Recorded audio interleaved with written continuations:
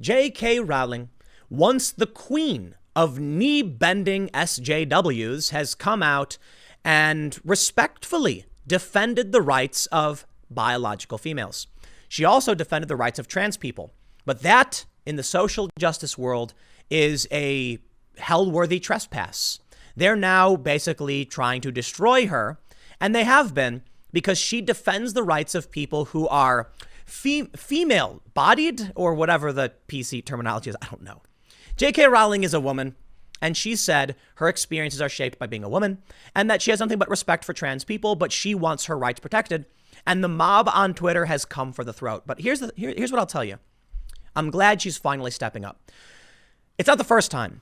She tweeted in favor of some woman who had her contract, they wouldn't renew her contract because she had made similar statements about biological females.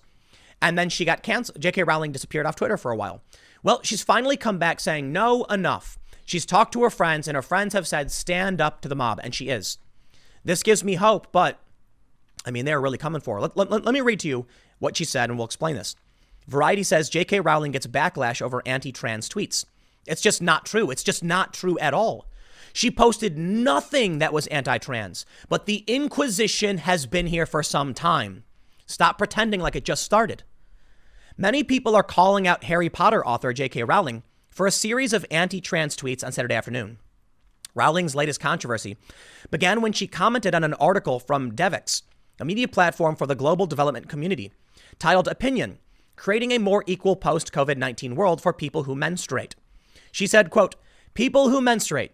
I'm sure there used to be a word for those people. Someone help me out. Wumben? Wimpund? Womaned? Rowling tweeted. I actually thought that was a pretty sassy joke. I liked it.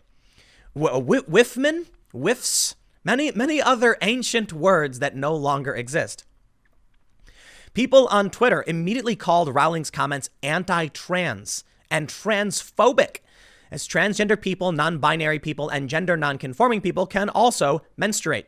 Rowling followed that tweet up by criticizing the idea that someone's biological sense isn't real. And I'll point out to you, postmenopausal women don't menstruate, so are they no longer women?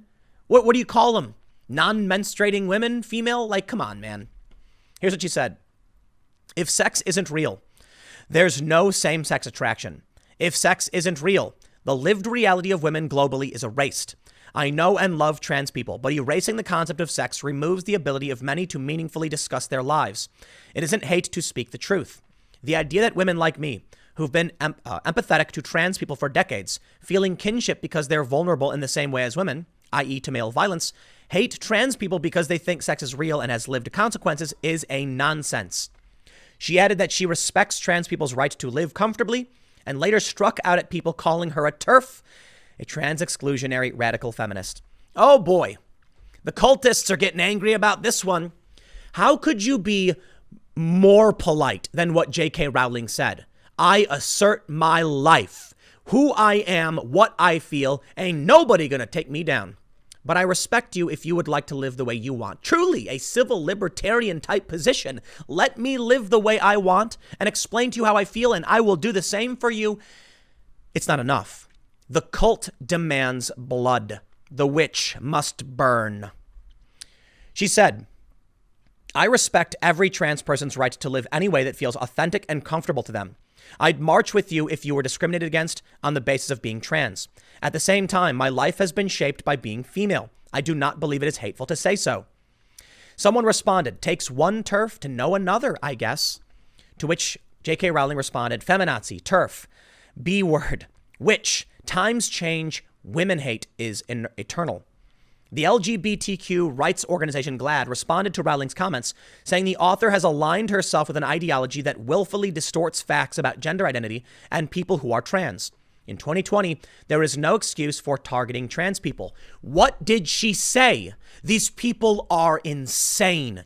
They are disgusting cultists who will make you sit on the ground on bended knee, washing their feet, raising your hands, mindlessly chanting. Well, I, for one, will never do that. Not for these people. No siree. You see, J.K. Rowling didn't say anything negative about trans people. She simply said, please, can I have my lived experience? And they said no. Who would want to live that way? I don't know, man. But this stuff's expanding. GLAAD listed several black trans organizations for people to make donations and ended by saying people should check out Percy Jackson and author Rick Riordan if they need a summer read. You really think people should read Percy Jackson over Harry Potter? I gotta admit, Harry Potter was some good books when I was younger. It was fun. It's fun to read. There's a reason why J.K. Rowling was a billionaire. I say was because I think she gave away some of her money and now she's just like a 999 millionaire or whatever.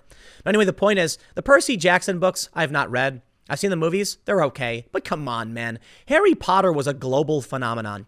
You're just mad that your cult lost someone. They try to force you to their will through fear and threats, and they use articles like this to destroy you. You know what? I'm surprised it took J.K. Rowling this long to stand up because she's got a big old bag of FU money. She could sit back on her own private island with her fingers up in the air indefinitely and saying whatever she wants and never have to worry about a thing.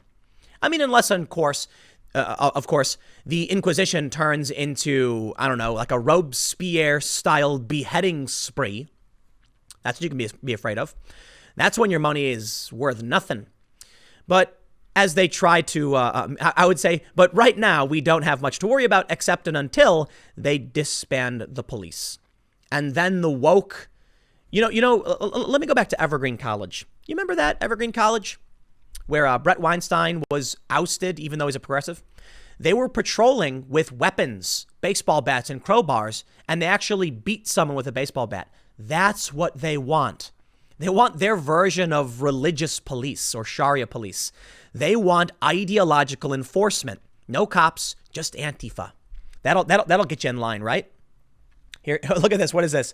By the way, looking for some summer reading? Percy Jackson author Rick Riordan isn't transphobic. And what did he say? If you had gender dysphoria in your kids' books, you might sell more. Remember, it is parents who buy them. And? Oh, and then he's like, oh, okay, I see the guy is outlining statements and like calling it out or whatever. Rowling has come under fire for voicing similar opinions before in December. She received backlash for supporting a researcher who lost her job. Okay. You know what, Variety? Let me tell you something. You don't even know the story. A woman had her contract expire. When she wanted to get it renewed, they said no. And it was because of the tweets she had said. She didn't get fired. They didn't sever her contract. They just wouldn't renew it. There's a big difference. But if you don't know, you don't know. They say, I'm not going to read this. I want to show you this here tweet. Here's what this tweeter said. It's 17th century. I'm not going to read their name. Sorry. But they referenced a tweet from some people who got a professor suspended for asking obvious logical questions. When you flood the universities with people who never had any business there in the first place, don't be surprised when in their resentment, they hollow out everything that ever was useful about the place and wear the remains as a skin suit. Ooh. Here's this person who tweeted. This is an email reply from Professor Gordon Klein, who teaches at the UCLA Anderson School of Management. Sign the petition to get his ass fired. Here's what he said in the email. Thanks for your suggestion in your email that I give black students special treatment, given the tragedy in Minnesota. Do you know the names of the classmates that are black? How can I identify them since we've been having online classes only? Are there any students that may be of mixed parentage, such as half black, half Asian? What do you suggest I do with respect to them? A full concession or just half? Let me back out so I can read better. Also, do you have any idea if any students are from Minneapolis? I assume they probably are especially devastated as well. I'm thinking that a white student from there might possibly be even more devastated by this, especially because some might think that they're racist even if they are not. My teaching assistant is from Minneapolis, so if you don't know, I can probably ask her. Can you guide me on how you think I should achieve a no harm outcome since our sole course grade is from a final exam only? One thing strikes me. Remember that MLK famously said that people should not be evaluated based on the color of their skin. Do you think that your request would run afoul of MLK's admonition? Thanks. Well, guess what? They suspended him. Apparently, they said that, let me read it. Professor Klein is currently on leave from campus and his courses have been reassigned. Well, there it is. The Inquisition. But this is a little bit more than that. They want to punish the heresy. Well, you know what, Klein? I appreciate you voicing your civil libertarian type ideals. I appreciate you standing up to the mob because more people need to do it. But if only people did it in the first place. I'll tell you what, New York Times, fire every single one of these people or your institution will collapse from the inside. They are hollowing you out to wear you like a skin suit. That's funny. I love that phrasing of things. That's what's happening, baby. If you won't do anything to stop it, if you bend the knee and wash their feet, then you will leave behind burning ruins for your children. The same thing goes for literally everyone else. If you're sitting in your comfortable home saying, I'm not going to do anything or stand up for this, then don't be surprised if your kids are left with nothing but burned ruins. In that regard, I recognize I could probably do more, but I do think I do a lot because I talk passionately about this, and perhaps I'm shining a light on this slime that is spreading across our society. Maybe I could do more, and we'll see how things play out. I'm definitely going to be voting. Something I wouldn't have done, I didn't do in 2016, but I'll do it now. So you know what, man? I'm not going to give myself any special treatment. Just know. We're heading towards decayed ruins for our children. I'll leave it there. I got one more segment coming up for you in a few minutes, and I will see you all shortly.